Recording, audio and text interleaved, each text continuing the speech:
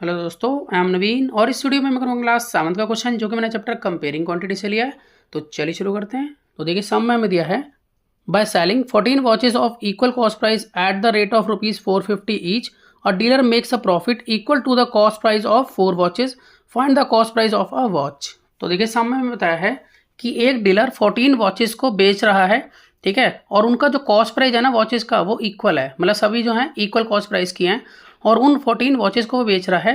तो बेचने पर एक घड़ी को वो बेचता है, यानी कि एक वॉच को बेचता है ₹450 का, और ऐसा करने से डीलर जो है वो प्रॉफिट कमा रहा है 4 वॉचेस के कॉस्ट प्राइस के इक्वल।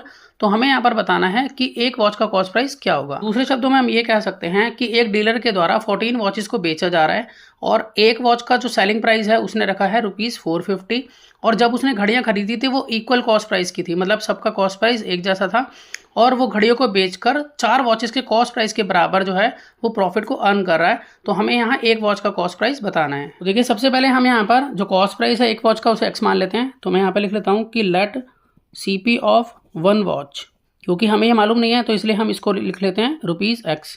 अगर हम 14 वॉचेस का कॉस्ट प्राइस निकालें तो हम यहाँ लिख सकते हैं कि कॉस्ट प्राइस ऑफ 14 वॉचेस, तो ये हम क्या करेंगे x से मल्टीप्लाई कर देंगे, ₹X इंटू में 14, तो ये हो जाएगा ₹14x। अब हम यहाँ पर जो प्रॉफिट है वो भी निकाल लेते हैं। तो हमें यहाँ पे मालूम है कि जो प्रॉफिट है वो कमा रहा है कॉस्ट प्राइस ऑफ 4 वॉचेस के इक्वल।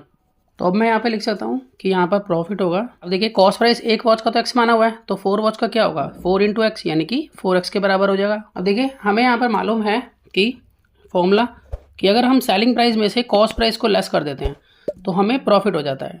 तो मैं यहाँ पे लिख लेता हूँ कि selling price minus cost price equal to profit. अब देखिए अब यहाँ सेलिंग प्राइस लिखना है, तो यहाँ पर कितनी घड़ियाँ बेची गई हैं, 14 वॉचेस बेची गई हैं, और एक घड़ी कितने की बेची है ₹450 की बेची है, ठीक है। तो अगर हमें 14 वॉचेस का सेलिंग प्राइस निकालना हो तो हम इसे मल्टीप्लाई करके लिखेंगे। तो मैं यहाँ पर लिख लेता हूँ कि सेलिंग प्राइस जो है 14 वॉचेस का ये हो जाएगा 14 मल्टीप्लाई ₹450 फिर माइनस CP। अब देखिए CP तो मैंने यहाँ निकाला हुआ है, 14 वॉचेस का CP कितना है 14x है, क्योंकि मैंने एक घड़ी का जो कॉस्ट प्राइस था वो x माना था, तो 14 वॉचेस का कॉस्ट प्राइस मेरे पास है ₹14x। तो मैं यहाँ पर लिखूंगा 14x equal to profit. Profit तो 4 घड़ियों के बराबर हो रहा है, यानी कि 4 घड़ियों के कॉस्ट प्राइस के बराबर हो रहा है जो कि है 4x। तो यानी कि सेलिंग प्राइस में से कॉस्ट प्राइस जब हम लेस करेंगे तो प्रॉफिट आएगा, और प्रॉफिट हमारा यहाँ पर है 4x के इक्वल। अब देखिए एक इक्वेशन हमारे पास बन गई है। अब हम इस इक्वेशन को सॉल्व करके x की वैल्यू को निकाल सकते हैं। तो देखिए सबसे पहले मैं ये ऐसे लिख लेता हूँ कि 14 इंटू में ₹450 इक्वल टू, अब यहाँ पर ये जो -14x है इसको हम राइट में शिफ्ट करेंगे तो प्लस का हो जाएगा, तो यहाँ 4x अपनी जगह पर है, और यहाँ पर ये जो माइनस का 14x था वो इधर मूव हुआ तो हो गया ये प्लस का 14x। यहाँ पर 14 मल्टीप्लाई 450 इक्वल टू, और 14x और 4 को जोड़ेंगे तो बनेगा 18x। अब हम यहाँ इसको सॉल्व करेंगे तो देखिए मैंने इसको मल्टीप्लाई इसीलिए नहीं कराई थी क्योंकि ये कटिंग होगी यहाँ पर, तो यहाँ पर 14 मल्टीप्लाई ₹450 अपॉन में ये 18 आ जाएगा x की वैल्यू निकालने के लिए। अब यहाँ पर हम कटिंग कर लेते हैं, तो देखिए 2 से कट हो रहा है, तो 2 7 जा 14 और 2 9 जा 18।